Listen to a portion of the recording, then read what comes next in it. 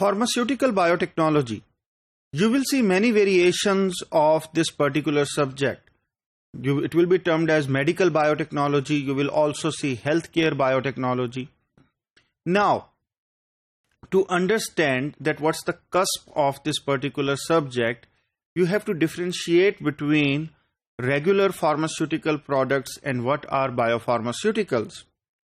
Traditionally, any product which is obtained by genetic engineering modifications and you can use it as a drug is termed as a biopharmaceutical. Now, with the new advances in technology, we can include tissue engineering and stem cells as part of the biotech sector. Now, let us look at that. What are the traditional chemicals look like? So you have a plant known as foxglove, one of the earlier plants from which humans started to extract a chemical for a particular use. So what you do, you take a plant, you boil it, and ultimately you try to make tablets from that extract. In this particular case, from foxglove, you can take its extract and ultimately you can use it to increase cardiac contractility. So therefore it acts as a positive inotrope, and it also acts as an anti-arrhythmic agent to control the heart rate, particularly in the irregular arterial fibrillation. लेकिन आपके पास जितने के जितने plants हैं, यानी कि जो medical plant, medicinally important plants हैं, आपके पास जितने स्मॉल केमिकल्स हैं, they have all come from this sort of same methodology, that you take a plant, prepare an extract, and ultimately see from that extract if you can get any medicinal benefit. You have paracetamol, everybody eats it at home. Common आपके headache के लिए use होता है. This is the structure of paracetamol which you can see here. Apart from like drugs, most of the vitamins and other sort of small chemicals which you need for use are packaged as multivitamin bottles. This is one of the most common brands seen in the market known as Centrum. जब हमारे पास chemicals नहीं थे, तब it was very difficult to do any sort of operations. इससे आपको, मेरा मकसद ये नहीं है कि आप कोई बहुत ज़्यादा चीज़ अंडरस्टैंड कर सकें, लेकिन एक चीज़ जो आपको अप्रिशिएट करनी है कि फ्रॉम 1930 टिल टुडे हम लोग ओवर द पीरियड डिफरेंट किस्म की एंटीबायोटिक्स आइडेंटिफाई करते आए हैं. And before these antibiotics were discovered, surgeries were impossible, क्योंकि आप जैसे जैसे पेशेंट को कट करेंगे ultimately patient will get infected और उसके बाद पेशेंट की डेथ हो जाती थी.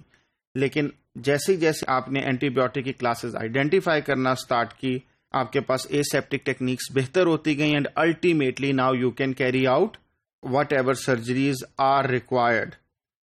लेकिन अब हमारे पास कुछ स्कोप आ रहा है जिसमें we have included things like lipopeptides और glycopeptides जो ultimately basically have some peptide origin और आप उनको किसी तरीके से थोड़ा सा biologically classify कर सकते हैं.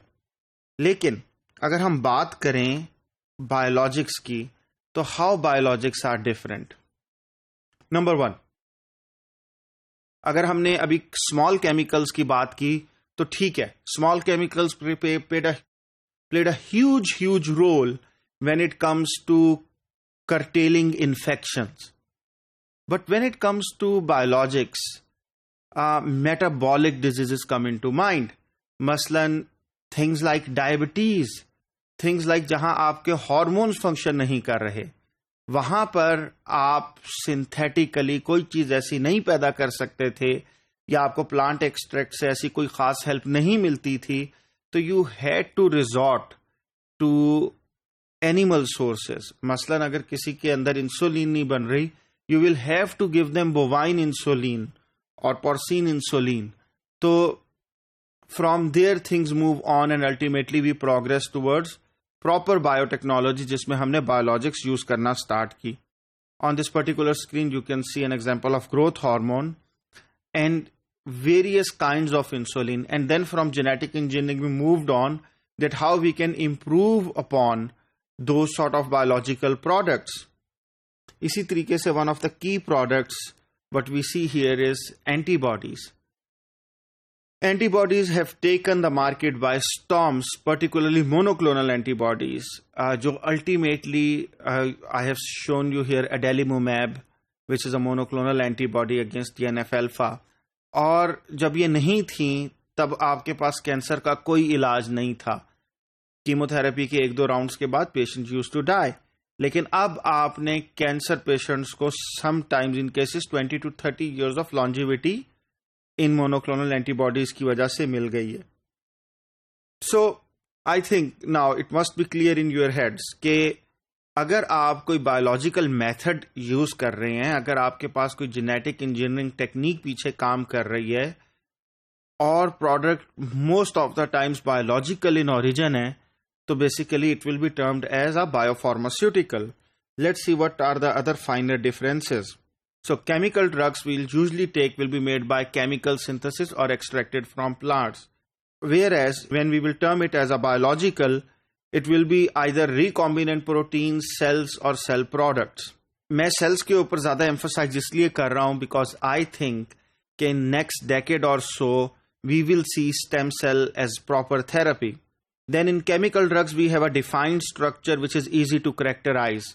Chemicals में you can make crystal structures much more easily than you can do it in proteins, and ultimately they are easier to characterize with things like NMR and X-ray crystallography. While biologicals usually have a complex structure, they are difficult to characterize. You can use the similar sort of techniques like X-ray crystallography, but still the structure is so complex that it takes ages as compared to a small chemical drug.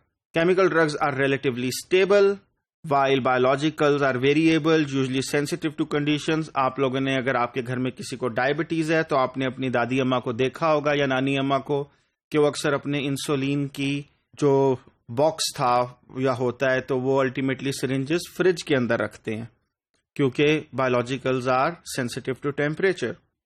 Usually chemical drugs के लिए you have oral route of delivery, while for biologicals you have to give them IV. I would let you think about it that what could be the reason. The reason is very simple कि अगर आप protein basically if you will give it orally there is a more chance कि ultimately it will be degraded in the stomach. Chemical drugs have small size while biologicals have huge size. In this particular diagram you can see कि आप देख रहे हैं कि what are the up and coming technologies. For me the dark coloured ones are the speciality जो usually biologics के अंदर आते हैं, जिसके अंदर आपके पास एंटीवायरल्स है, इम्यूनोस्टिमुलेंट्स है, वैक्सीन है, ऑन्कोलॉजिक्स है and ultimately things like immunosuppressants हैं जो आज से पहले हम लोग उसको कंसिडर नहीं करते थे.